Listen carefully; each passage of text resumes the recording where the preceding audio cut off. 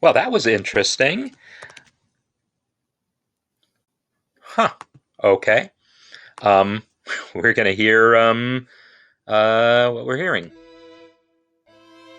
I feel like I'm hearing my voice, right?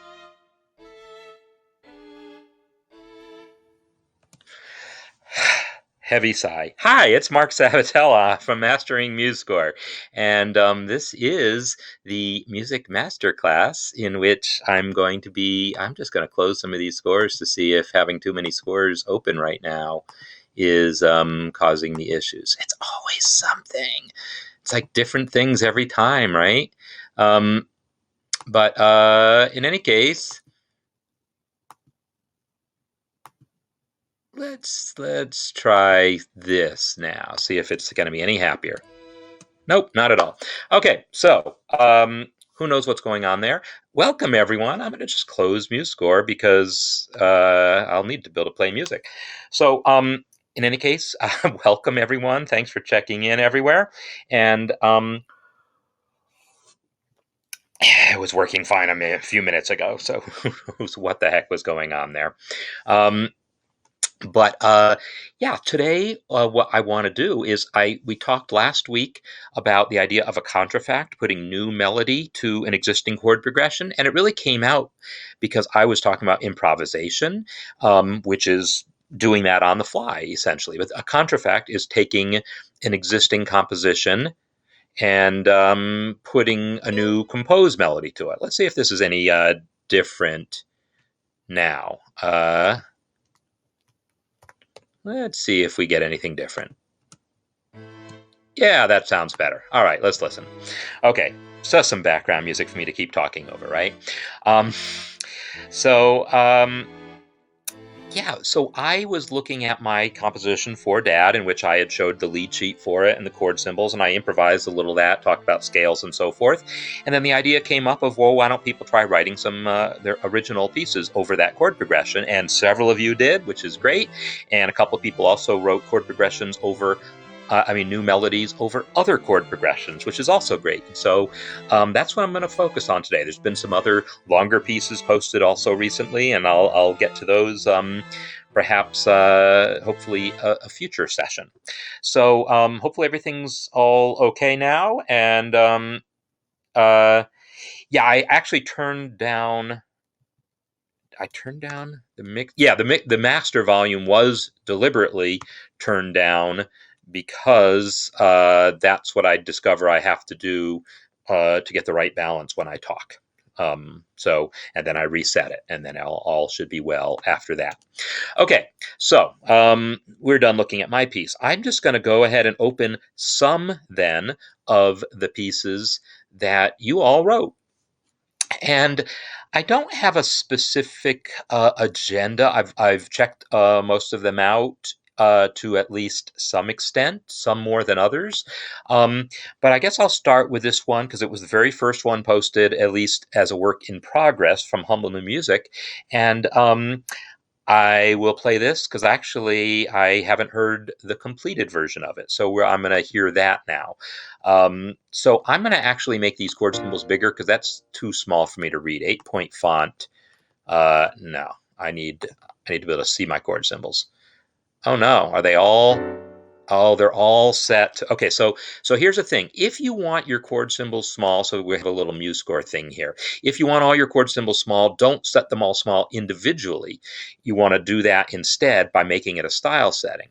Because then when I went and increased the size and made it a style setting, it didn't actually do what I wanted it to do. So what I'm going to do now is say select all similar elements. Now all the chord symbols are selected. And then I can just hit this reset button here to reset them to the standard chord symbol size, which is now 12-point font. Now I can ask myself, is 12-point too big? Would I have been better off with 10? I don't know, but 8 is too small. Let me go down to 11. There we go. That looks good to me. Okay, because you have to remember that we actually read these chord symbols. If you're a musician playing from a lead sheet, you need to read the chord symbols. It's actually more important to see the chord symbols than the notes in many cases, because the accompanist is not looking at the notes as much as they're looking at the chord symbols. So chord symbols are traditionally would be wanted to make large. So difference between writing out a contrafact versus writing out a solo. I'm glad you asked. There's no um, there's no hard and fast distinction, but I'm going to show you a distinction, since you asked, by bringing up Gijs's piece. Gijs's, not Jonah project, but experiment here. All right. So one of the things that you expect to be true in an improvisation is that there's going to be a lot of repetition of material. I mean, yeah, you're going to try to remember what you played one measure and maybe develop that idea over the next few measures. But 16 measures later, you're not going to be repeating that original idea because it's gone, right? Yeah, sometimes you try, but realistically, that's not a norm. In an AABA form, you're going to have entirely different A sections when you're improvising. But if you're writing a tune, a melody, a composition, it's expected that an AABA form harmonically is going to have essentially the same melody. Cole Porter was a fan of making, sort of gratuitous changes. I would say actually, really cool, fun changes from one A section to the next. But a lot of other composers writing AABA forms, the expectation is the A sections are essentially identical. Maybe just trivial little differences in the ending. So anyhow, let's hear a Humble New Music's version, which is pretty much, kind of by the book composition here, as far as I can tell. Here's the A section, here's the next A section, and I can see that they start off at least with the same melody. So let's hear it.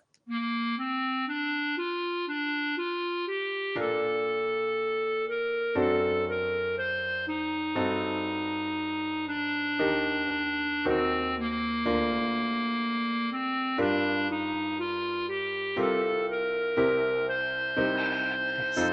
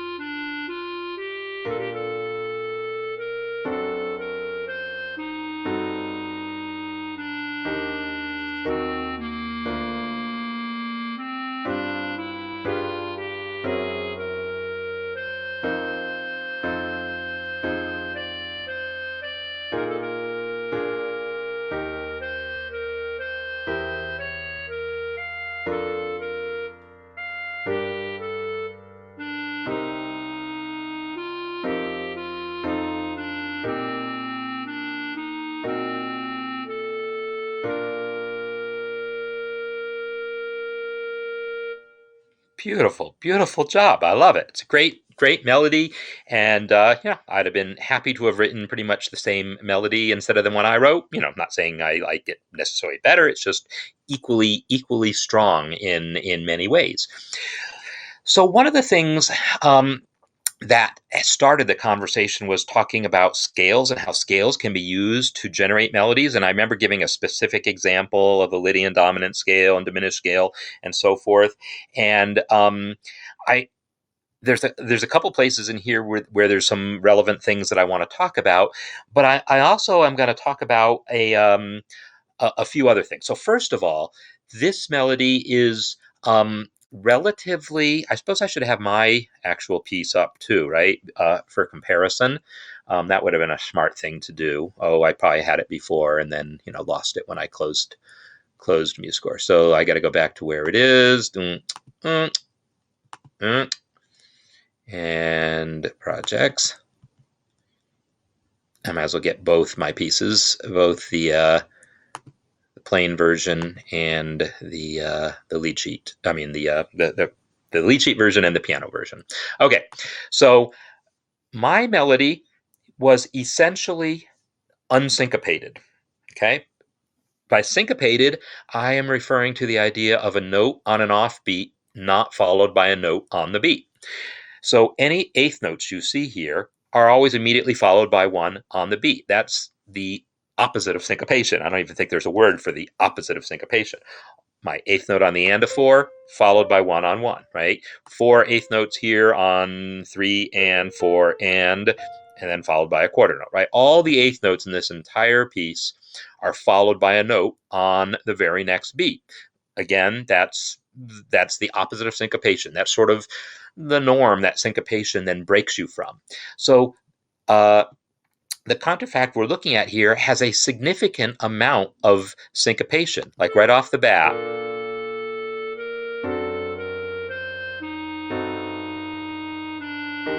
So we've got two syncopations in those two bars. We have our E flat at the and of 4 tied across the bar line, and we have our D on the and of 2 that's not tied and actually should be. So one of the a notation rule to be aware of is and it's not an absolute hard and fast rule. It's come up before, and there's certain contexts of Latin American rhythms and some other situations where this rhythm could be considered okay in that context. But typically, we don't write a note on the and of 2 extending across the middle of the measure. In other words, we pretend there's an imaginary bar line in the middle of the measure to tie across. And you've done that here, right? Because here you had no choice. There's no way to write a 2.5 beat note. We don't have that concept. Here, though, that should have been the same thing. It should have been an eighth note tied to a quarter. This greatly simplifies the ability to sight read, because now we got something to see on beat 3. Because when we're sight reading, typically we're doing things like tapping our foot on the beat, perhaps doing a little thing that I do of marking 1 and 3 with my body. And by giving you a visual representation of it, it makes it easier to do that, and it makes all the rhythms familiar, because there's only 8 rhythms, and I've gone into this before. Maybe I'll come back to it some other time. But each half measure is going to be one of the only 8 rhythms that can ever exist if you try filling half a measure full of quarter notes and eighth notes. So luckily there's a command in MuseScore that automates that. Here we also have a C that's syncopated. It's in the middle. It's on the and of 2 and then kind of carried over into beat 3. If I select that measure and run Tools, Regroup Rhythms, boom, it fixes that. In fact, I'm just going to do that to the whole piece to make it a little easier for me to deal with it. There we go. All right, so it just fixed some of the other cases also. And now you can actually see how many syncopations there are, because we'll see all these ties across the bar line as well as these mid-measure ties. Mid-measure ties are always going to indicate syncopations. There's another reason to have them, because it makes it more obvious that it's syncopated and easier to then understand the rhythm. So yeah, this is Humble New Music. Heist was the one that I flipped to over here. That's actually more of a solo. So this is Humble New Music. Okay, so All right, so what else? So there's a lot of syncopations in here, which is great. I like that. It's very much in keeping with if we're taking it outside the realm of where I originally wrote it and bringing it into this other world, which as soon as I started talking about using different scales and started talking about improvisation, right? I'm thinking of it now like a jazz musician. This is definitely more of the type of melody that I would have written were I trying to write a jazzy type of melody. It's not specifically jazzy, but it's bringing more of that language in, and I definitely like it. So when it comes to talking about the differences in the A sections, there's little things like verses. Beautiful. That's the only difference between the first 8 bars and the second 8 bars. It's exactly the sort of small variation that's common. And in many cases, realistically, if you're putting lyrics to it, there will be little variations in rhythm that might be required by the lyric. That's pretty common. When I said Cole Porter would make changes, he would make larger changes than that, like taking the entire second A section be a third higher than the first A section kind of thing. Or just reharmonize in more extreme ways and things. So yeah, I like that variation. This figure here is where we see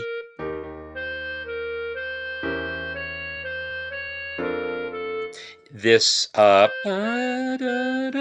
It's the C is part of the key of B flat. So of course it makes sense to use C for that reason, but you have to be careful about that. You want to think about the chord, and I think he is, where E diminished, he or she, I guess I've never asked that question. Sorry about that. I shouldn't assume. So the C is in the key, so it's possibly going to work for that reason, but we also want to look at the chord and favor the notes that are a whole step above chord tones when we're adding our non-chord tones, right? The D flat is a chord tone in that E diminished chord. The C is not a chord tone, but the chord tone right below it is B flat, and this is indeed a whole step below, so it sounds nice and pretty, like we want it to. When I said the only difference between the first A and the second A was that's a slight lie. The pickup is a little different, right? Here we have a whole measure pickup that ends with those 4/8, and here all we have is 5/8, and it's just subtly different, right? It's similar in that it's got that F, but here it went down to a D, here it went down to an E flat. Here there was kind of a D pickup into that F. Right?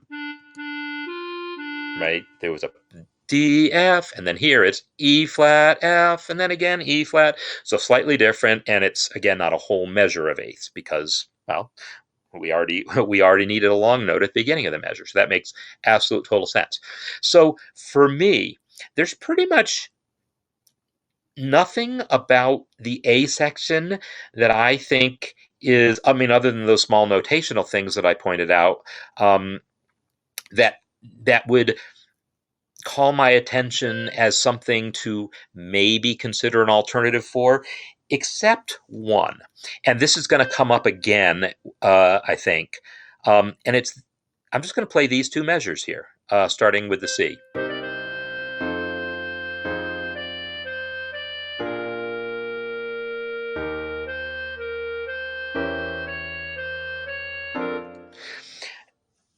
My only critique about this that you might think about is that's been 2.5 measures in which the range of that melody was no more than a third, right? We went C, C, D, C, D, C, D, B flat, C, B flat, C, D flat, C, D flat, B flat. It's a whole lot of back and forth between just those 2 or 3 pitches. Technically 4 pitches, B flat, C, D, and D flat. So there's definitely variety in there. No denying that. But it's pretty compressed variety. And so it's on the edge for me of feeling a little more static. Certainly it's out of character with the rest of the piece, which is much more flowing and wide ranging. So I would think about whether it's possible to introduce a little slightly different variation of things, In fact, here's a little example.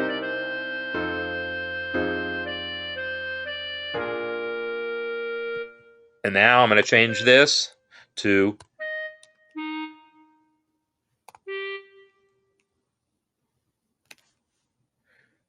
I'm just going to arpeggiate a little bit.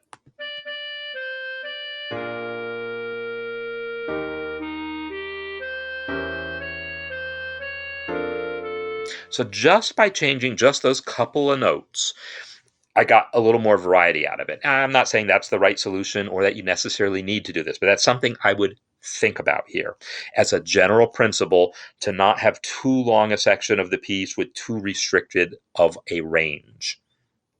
All right. Oh, I didn't mean to reset all of those things, just that. So there we go. Okay, good. Okay, so now going into the bridge, there's some other things going on that are maybe worthy of comment. There's a similar thing that happens in these measures.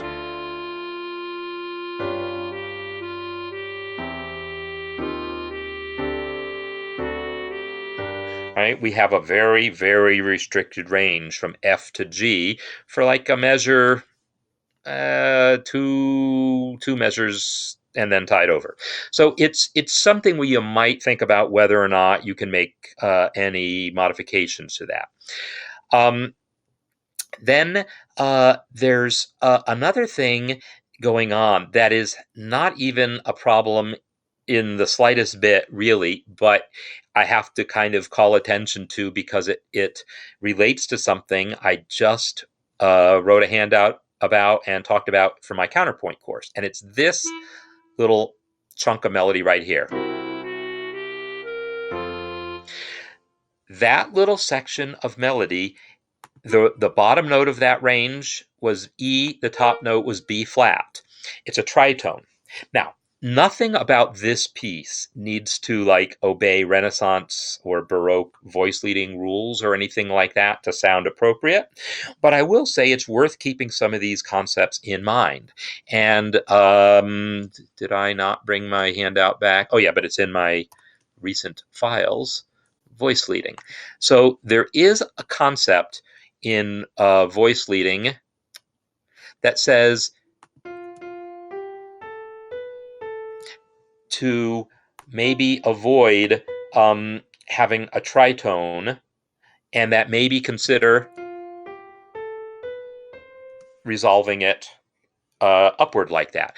But this was about augmented fourths, not diminished fifths. Augmented fourths are the true tritones because it's literally three whole steps, right? F to G is one whole step, to A is a second whole step, to B is a third whole step. So literally an augmented fourth is a tritone, three whole steps. Diminished fifth sounds the same, but it's spelt differently and doesn't technically count as a tritone according to the Renaissance definition of it. Anyhow, my point is, even though this isn't an augmented fourth, and even though this isn't the Renaissance, I still am aware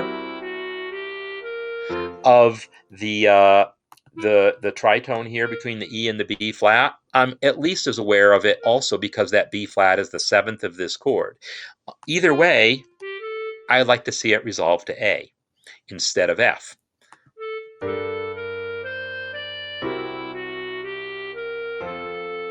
And it's especially nice because you kind of skipped the A in that line. And so it's not even repeating the A. It's like you skipped over it, and now you come back to it. So I feel like if it was A, I would have liked that line better. And I'm not saying you can never jump around after a tritone, but it's one of the things you want to pay attention to and say, well, I wonder if there's an alternative here that that I would like better. And so to me, that would be one of them. So okay, so now Graham has a really good point here about all those eighth notes. So here's the thing. If I were playing this, I would not be playing those all as eighth notes. You know what I mean? Yeah, I'd be pushing and pulling that, not necessarily turning them into dotted eighth, 16th rhythms, but like, I'm going to sing this for you because I love to sing even though I'm bad at it. Okay. Do da do da do da do da. That's how I would have sung that thing, right? Am I going to try to notate that? No, probably not. It was some combination of triplets, syncopations, and maybe a 16th. I don't even know. I wasn't paying attention. I just did it, right? Ba, da, da, da, da. I just sang something that's not so metronomic. Now, this is the sort of thing, if you were watching the MuseScore Cafe a few weeks ago, and I talked about like going into the piano roll editor and fiddling with the actual timing of every note individually to get MuseScore to play it back, yeah, you could do that. I wouldn't bother. It's not worth it to me. I just play it the way I want. So, and actually, if you listen to my actual recording of For Dad, you'll see that even the eighth notes that are in that, I'm not playing all these eighth notes in the left hand exactly metronomically precisely. I'm doing a lot of push and pull, but these are shorter phrases. So in this piece, it's much longer phrases. All right, so those were the things that I wanted to comment on about this piece. Some really wonderful things, and then a couple small little points that we can talk about. So I'm going to, rubato. Okay, but it's rubato, yes, but not necessarily. So there's a distinction between pushing and pulling the tempo versus pushing and pulling the timing. So let me try to give a demonstration of that again with my voice because it's going to be easier. Ba-da-dum, boo-da-da-da. Do da do da do da da da da. That's rubato. There was no steady tempo to it. However, pushing and pulling the rhythm within da da da da da da da da da da da da. I was playing with the rhythms of the notes, but the beat never changed. So jazz phrasing is that thing. Not saying rubato isn't part of jazz or that jazz phrasing is what we're after, but that's kind of what I'm talking about here. It's a very naturalistic approach to phrasing in which the tempo stays steady, but the phrasing is flexible. So that's definitely a performance aspect of it. All right, so I'm going to jump over because there's quite a few submissions here, and I spent a while on that one because, it was first one coming in, and there were some some specific things I wanted to talk about with it. And there's similarly specific things on some of the other ones. So this one from Heis, I'm going to play through as an example of how different it is if you think improvise solo, but not improvise compose, right? Because there's not going to be repetition from one A section to the next.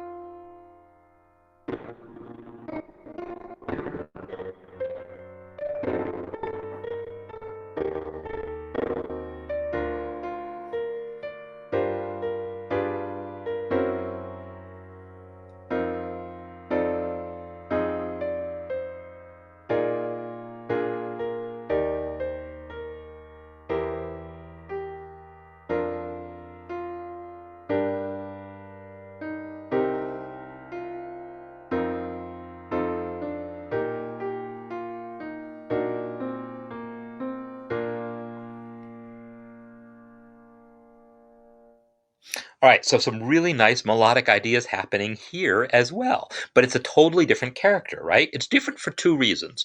One, well, at least two reasons. One is, again, it doesn't have that idea that the second A section is repeated from the first. The second A section here, the first A section starts. The second A section starts.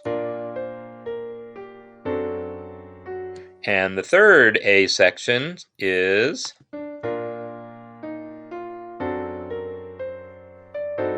Now, is that one the same as the first? That is the same as the first there. But it isn't throughout, right? It's and in part it's because the third A section is different chord progression wise as well. But like this little is the same as that. But then it has to change because here we've got this progression of C chords to F chord that he's arpeggiating, and in the next version, then that motion stops there, right? And then it becomes a more uniquely different thing. So it has more of the character of an improvised solo, in that the melodies is unique kind of throughout. And yeah, there's a return to like 3 measures worth of the same material later, that I wasn't as aware of because by then I'd heard so much melody, I didn't remember the beginning. And that's what happens in an improvisation, and why in a real improvisation, you'll almost never be able to pull that off, remembering 3 measures of what you played, 20 measures ago. So that's one sense in which it's a little different. Now, I want to address a couple comments. The other one, remind me if it has to do with eighth notes. I'm going to come back to the subject of eighth notes, but I want to talk a little more about the rubato thing.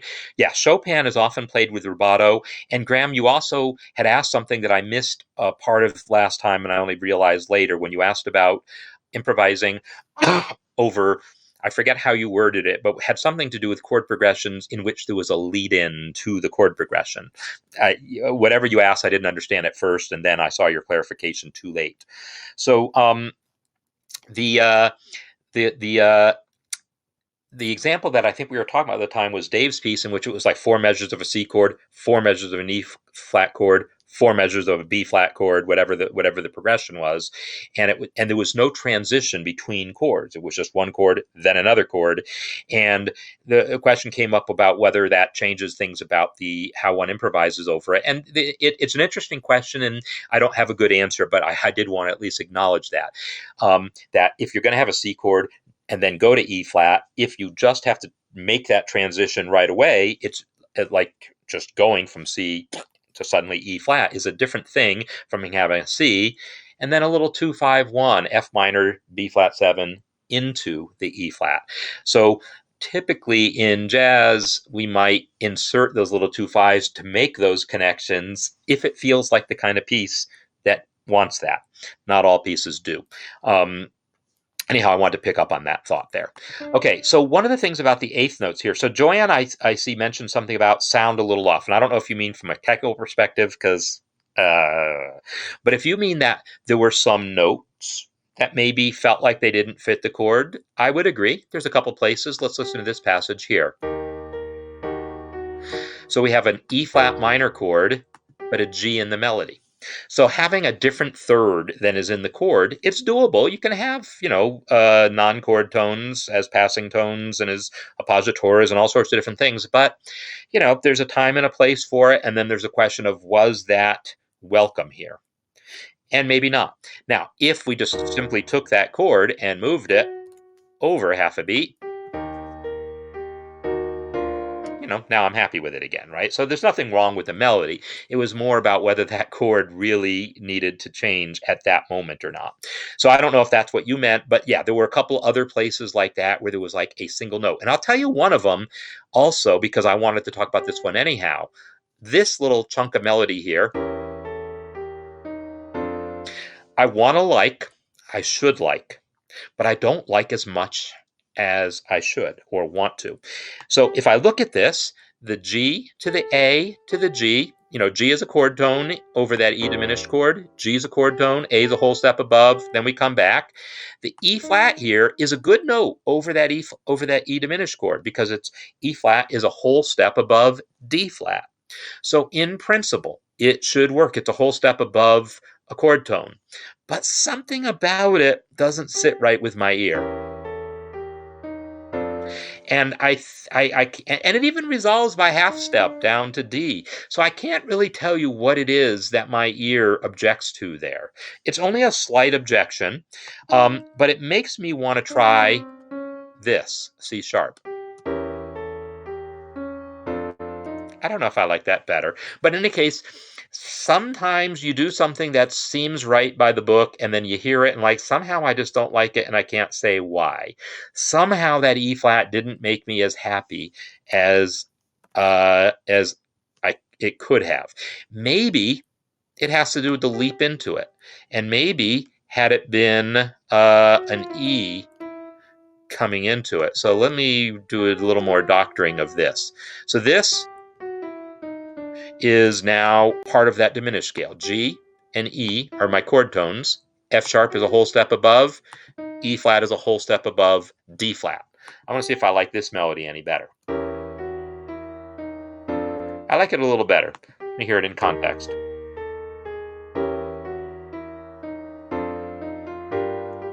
Yeah. So, okay. So if it was glitches in the playback, yeah. Sorry, that happens. Although I will say that one was probably on YouTube or on your internet connection, because realistically I didn't hear it on my system. So it wasn't one of those things that I heard it here. How did I move it? Cut and paste. So where did that chord go? Let me undo all my changes. It was this chord here. I selected the chord, Control X to cut, select the destination, Control V to paste. So cut and paste, how you move anything in MuseScore. Pretty much anything, if you want to actually move it from one time position to another, as opposed to just, visually, a little to the left or something. Okay, so there's a couple little things like that where there was like maybe a note that clashes a little bit with a chord in a way that maybe is hard to put into words, but I can hear it and say, well, okay, I just want to listen and decide. The other thing that I was going to say about this melody, though, is it's very eighth note focused, as was Humble's is eighth note focused, but with longer notes also. This is almost all eighth notes, right? Not almost all, but yeah, largely eighth notes. At that tempo, it felt like it didn't work for me at that tempo as much as it would if I heard the same thing at, say, 120.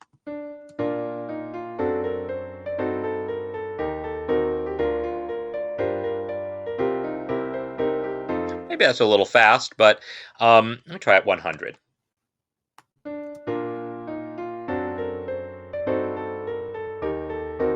There's something about a type of melody in which you have a whole steady stream of eighth notes that you don't commonly see at slow tempos. So slow tempos typically want more variety and rhythm. Now, this isn't something that I've thought through and have a whole developed theory about. It only occurred to me on hearing this. So, like, something about it feels like, gee, I wouldn't do that. If I did, I would do the thing that we talked about before. I would play it more expressively. But also, I just really wouldn't have that steady of a stream of eighth notes. There really would be much more of variety, much more of this type of variety from Humble's piece within the context of those eighth notes. So it also, for that matter, really makes me want to hear. Oops, I didn't mean that one. I want to hear this thing, since I'm a jazz guy, and this whole discussion started off with jazz. I want to hear this thing swinging.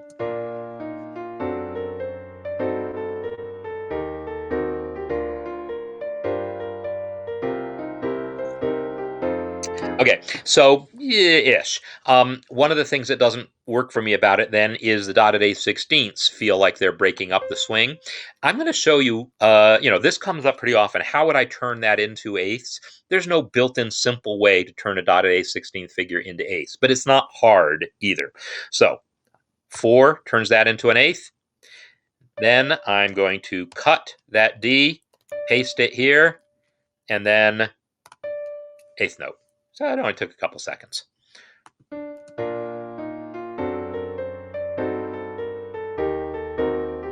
Okay, so do I like it better? No, not necessarily. But there's something about that flowing eighth note thing that made me want to hear it faster, and maybe make me hear it swing, because it does look like a bebop tune, or a bebop, a jazz improvisation that would typically actually swing. Okay, so yeah, so by the way, of this selection filter, Dave, it's not meant to be something you set and leave. It's meant for a particular operation. It's a scalpel. It's not an axe. It's something that you do. Oh, I got one particular option where I don't want to, one particular operation I'm about to do that I don't want to copy the chord symbols in. Then you disable it, do that operation, and then immediately set it back. That's the normal workflow, because every operation you do, it's likely to be a little different as far as what you want to copy and what you don't want to copy. So generally speaking, you're going to want to just do the operation and then immediately set it back to its default. If you know you're going to do a whole lot of copying of, no chord symbols, then by all means leave it for a little while you do that. But don't think of it as like, oh, this is just something you set and forget. It's not meant to work that way. So there's little things that Heis has done that are really nice, like this little section. That E natural. Think about that E natural. Why is there an E natural there? We're in the key of B flat, but this passage is in the key of F, right? G minor to C7 to F, and then a D minor chord. That little section is in the key of F. So yeah, E natural. Also, we could be thinking of it in this jazz scale kind of mentality of thinking D minor. Let's use Dorian, because it's chord tones plus passing tones a whole step above, hence that E there. Same with this E here. It's, I don't know what key we're in, but we're talking about a G7, Lydian dominant, G7 sharp 11. That scale is a good choice there. So it feels like that melody fits that really, really nicely. The E natural was a really, really, really good touch, and you want to have that. There's also other little bits of subtler uses of that. Check out this little melody here. The A in the melody there is the sharp 11 on an E flat chord. So that again is basically coming from the Lydian dominant scale. Now, of course, my original melody does exactly that there too. So I've planted the seed of that idea that I'm going to maybe use a sharp 11. I didn't bother to notate the sharp 11 in the chord symbol, and which is actually a good question. Why didn't I? I don't have a great reason, but I would say is the melody is the sharp 11. I didn't need to be told to put it in the chord symbol also. Whereas over here, the melody is an A, and I kind of wanted to be explicit about the sharp 11 in the chord symbol. It's not like a hard and fast rule. None of this stuff is. But yeah, I typically am conservative about my chord symbols. In other words, I put the least amount of information into them that I feel is necessary to convey what I want to convey. Sorry, I accidentally closed my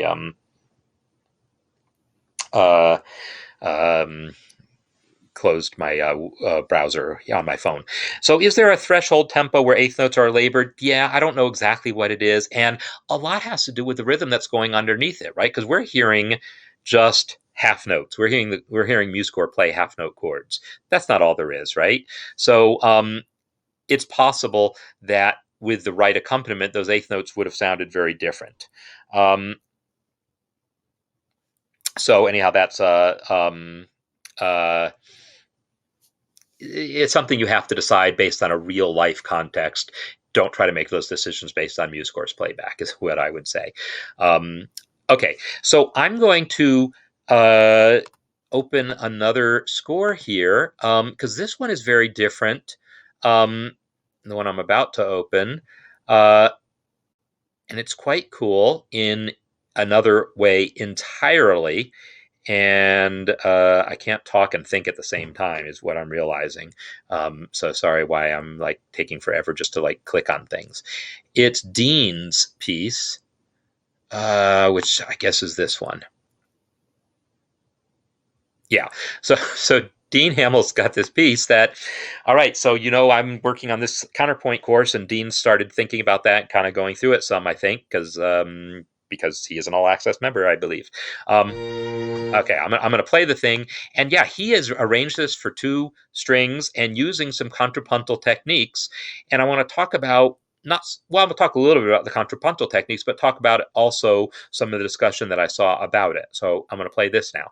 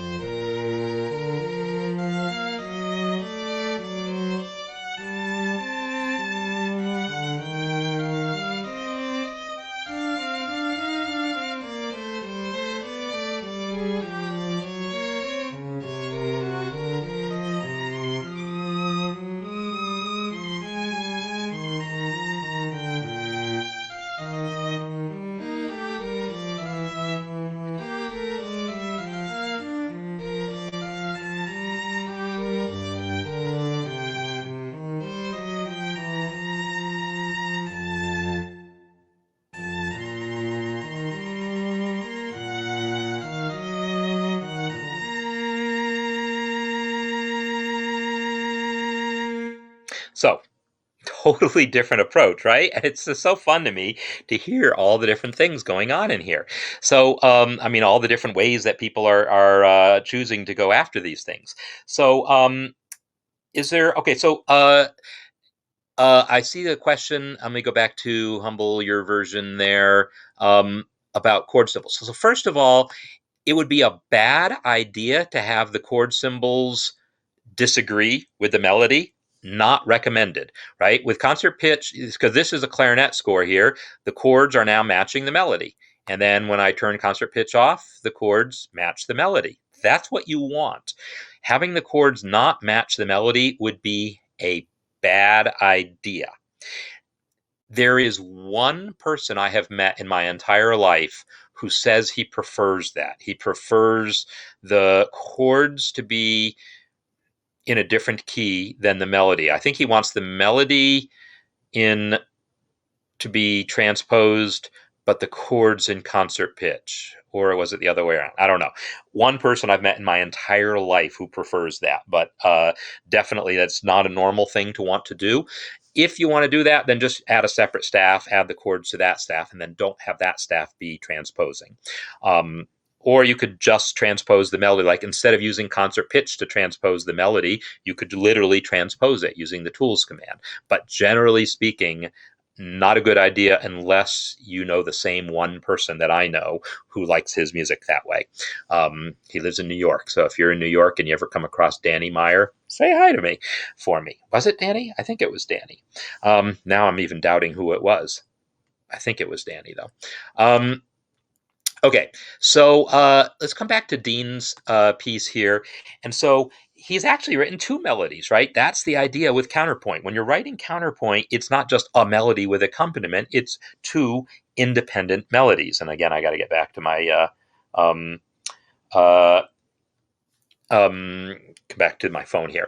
So there was a question about the trills, and I would say some other time would be a good time to discuss that, but I want to focus a little more on the melody here. But yeah, there's any number of websites and books and things that will describe what the different kinds of ornaments are. And so you could look that up. But, this is called a mordant, and, there's inverted mordants and prowls and all these different kinds of things. And so I would... the Wikipedia article on ornaments is pretty good, actually. So I would maybe start with that. Okay, so we have basically two melodies, right?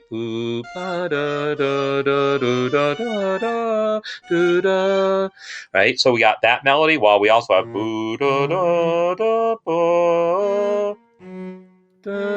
I'm trying to sing in tune. So we have two independent melodies going on. This bottom voice isn't just accompaniment. Maybe at the beginning you think it's going to be because it's just arpeggiating a chord. You think, oh, it's just arpeggiating. But, pretty soon you realize that's not the case. Right now, the bottom voice is the one that has the melodic interest. That idea of passing the interest back and forth between the voices, that's something that's sort of expected when dealing with contrapuntal textures, when dealing with polyphony, counterpoint in general, that you don't let one voice have all the fun. you pass it along so that it doesn't come across as one voice doing something interesting and the other voice just supporting it. That's a fine thing. It's a perfectly fine thing to do. But when you're trying to write something that's counterpoint with a capital C, you do this thing of passing the motion back and forth and doing it like he has here. Bottom voice 16ths, top voice, bottom voice, top voice. Right? And it's fairly steady 16ths throughout. Now, there's a thing that I will say when you are doing this kind of thing. So in Heiss's piece, we had just a steady stream of eighth notes, and yeah, there were a few quarters and halves, but it was largely a steady stream of eighth notes. But it would be assumed that a rhythm section playing those chords would be keeping the flow kind of steady, so it didn't feel like as big of a contrast between, eighth notes here, half notes there. And same with Humble's version, where some eighth notes, some longer notes. The accompaniment, the way a real musician would play that accompaniment, it would feel more even in terms of the rhythmic thing. But when you're writing everything out, so there's not going to be someone actually playing those chords, then you want to be thinking about the rhythmic flow. And so once you start establishing 16th notes, you have to realize that anytime you introduce a beat where the 16ths stop, it creates a thing. It creates a sense of, oh, wow, the motion stopped here. And I'm not saying you don't do it. I'm saying you be careful about it and do it where you want. So we're going to listen to this again.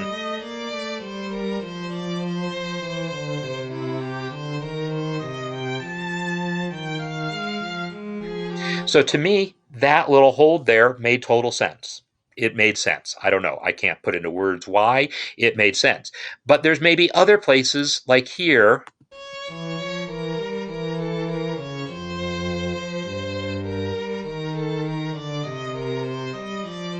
I'm not as sure about. I think what's going on is because the bass voice, the cello, has sort of become less interesting there as well, right? It's basically playing a bass part. It's playing roots, right? It's not doing anything contrapuntal there. That felt a little naked to me. So you just want to think about that, because for the most part he is very consistent about the use of the 16th once it starts, and that's typical. You'll see Bach doing the same thing. Once he starts with the 16th, he doesn't let up, other than the places he wants to, and so that's definitely what you want. So I see Dave is also asking about who's looking at the chords. Okay, so yes, okay, so I understand the question. Um, don't do that is going to be my answer. So what is the that? Dave's saying if you had a piece of music in which maybe the melody was transposed for the clarinet player, but the chords you were going to give to the pianist, well, don't have them read off the same sheet of music, because the pianist is going to be utterly and completely confused and messed up, because the pianist doesn't just look at the chords. The pianist looks at the chords and the melody to understand the relationship, to understand how to voice that chord effectively. And so you don't want to lie about that. So giving the pianist the concert key chords, yes, but give him the concert key melody also. Have a separate copy of the lead sheet, one in which everything's transposed to B flat for the clarinet, one in which everything's in concert for the pianist. Never, ever put out music that's not that way, unless, again, it's for Danny Meyer or someone else who specifically told you that's what they want. Because, yeah, that's going to utterly freak people out and lead to complete train wrecks when people go to play it. Because when I play those chords, I need to see what that melody is and relate to that melody. Now, if all I have is the chords, then I'm okay. But as soon as you give me a melody, I'm going to use it. I promise you. Um, uh, and so, yeah, the clarinet player will improvise over the chords, and that's why the clarinet player needs the chords to be transposed, because he's going to improvise over the transposed chords, because that's how it works. So hopefully that makes sense. So yeah, Dean's has that lovely flow of 16ths. I'll probably come back to this at some point when we talk more about counterpoint, but I want to go on and just play a little bit of I want to play a little of Colleen's piece, because it's on a totally different melody, but because she worked so hard to get it up there, to get it onto MuseScore, I want to play this piece here. And so it's a different chord progression called "I Thought About You," and this is more of a jazz type thing. In fact, I'm going to actually go ahead and take the liberty of adding the swing text to it, so it'll actually play swing.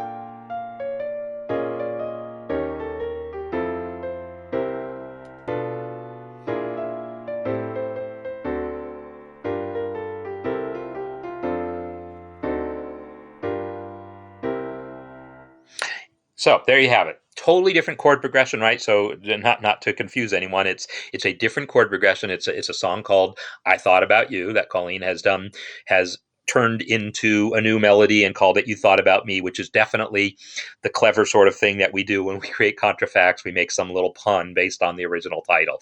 I think that's brilliant there. And so this is using a lot of jazz language in things. The way she has this little figure. That is a lovely figure in jazz. It's called a double enclosure. The idea that G is the note we're approaching, and we're approaching it with two notes above it, right? We've got a B flat that's above the G, an A that's above the G, and an F sharp that's below the G. This figure, it's a time-honored figure in jazz world, but it actually relates very much to a figure that's called a double appoggiatura in classical theory, or a double neighbor tone type figure. And I, again, discussed those in my counterpoint course. And so it was really, and I've just made the handout or just made the video talking about double neighbor tones just yesterday. So it was really interesting to see that. Here's another version of it. Here it's two notes below, the C and the C sharp, one note above E flat, that are kind of encircling the D. So enclosure is the kind of jazz term for that sort of thing. The nice thing also, there's a lot of nice things. She's referencing little bits of the original melody. This is two or three. I can't sing in the right thing now, but it's the two or three somethings. Boy, I can't remember the words. But that rhythm there, it's different pitches. It doesn't have that sharp 11 in it. But it's 2 1 2 1 if I'm remembering correctly, over relative to the chord. Two or three cars. Is it railroad cars? I can't remember. And then do da dum. That boo-dum-bum, that exact phrase is taken from the original. So there's little bits of this that are directly taken from the original, and large amounts of it that are totally unique. So it's some really, really nice usage of the original thing. And here she's using the same rhythmic idea that she used before,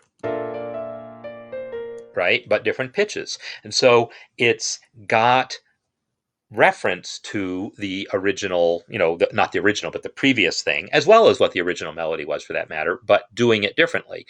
So again, getting back to your question of, what's the difference between this and a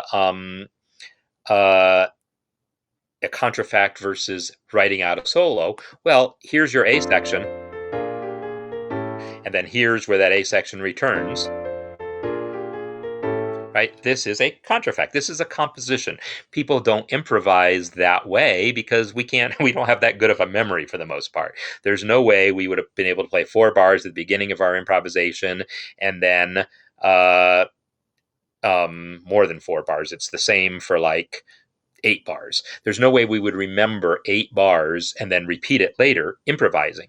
But composing, you want to do that. So you want to reuse it's the same chord progression. So of course you're going to reuse the same bit of melody. So yeah, I think that's all good stuff. And so comments about gaps, I'm going to interpret that as being use of space. And yeah, this is another thing that's a jazz-ism. Use of space in ways that really don't make sense other than in a jazz context. And I think you want to understand that it's because there's an expected call and response between the melody and the rhythm section. In other words,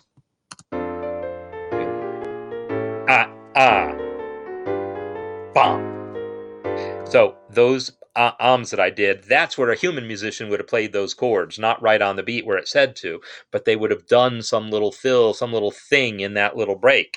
And so that idea that there's going to be this sort of constant call and response between the accompanists and the melody there, especially for the composed melody like this, it's harder to engage in that in an improvised melody because you don't know what the improviser is going to do, but you try your best to listen anyhow. But when they're playing a composed melody, then you know what that melody is, and then you can kind of figure out, well, here's where I got room to do my interesting little accompaniment figures that are going to create some counterpoint, some call and response going on. Because yeah, call and response is a type of counterpoint. Okay, so 2 or 3 cars parked under the stars. Thank you so much. I knew it was 2 or 3 cars, but I was trying to relate it to the railroad cars, and I couldn't. Trying to think 2 or 3 railroad cars. What are they doing? Because the trains, like all the cars, are doing the same thing. So yeah, thank you.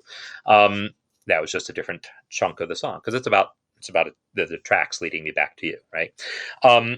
So in any case, so yeah, some really nice use of jazz language here, use of those sharp 11s, referencing the original melody, just lots to love about this piece. The only part of it that for me, I would want to maybe see if you could find something else to do is these last 4 bars of the bridge here. Nice. Nice. Now. Okay. First of all, that B there against the C7, I think you can get away with it. I mean, yeah, there's a clash there, but it's an enclosure figure. I think probably that's not going to bother me. It's just this figure. There's a fine line between developing a motif or repeating a motif, sequencing a motif, and just feeling repetitive. And I don't know what it is, because sequences are good, but maybe it's the fact that it's an arpeggio. It's not a scalar figure, and there's no rhythmic interest within it. I don't know what it is, but something about just the rawness of moving that sequence down in half steps along with the chords and having that sequence literally just be an arpeggio. I feel like there was probably something different that could have been done within the idea of a sequence, and that maybe I would have enjoyed that much more. But yeah, I don't know exactly what it would be, but yeah, I think everything else you're just really doing so well there. That's the only spot of it that I would look at it and say, yeah, I think maybe there would be some different notes to use there. Okay, so I've gone on for quite a while. What I think I want to do is I just want to play out, because I really have nothing intelligent to say about this, because it's just a make me smile piece, and so I just want to close out with Jim's version of his contrafact here and close out on it, because it's so crazy.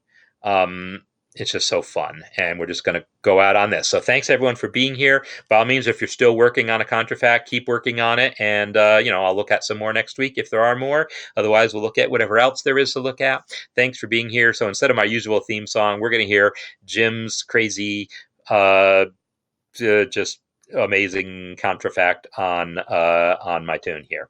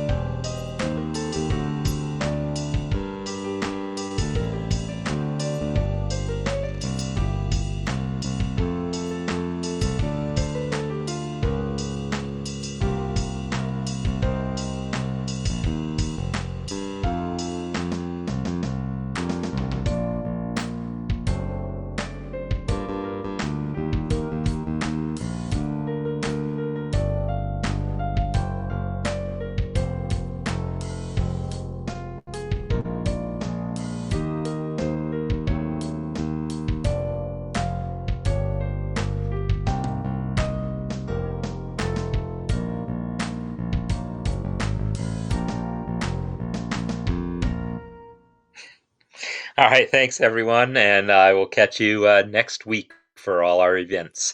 MuseScore Cafe, and did my screen go dark? Well, whatever, doesn't matter. We're done. So, MuseScore Cafe Wednesday, Music Masterclass Thursday, and for all access members, remember my office hours on Tuesday. We've been having fun there, just talking about whatever we want to talk about.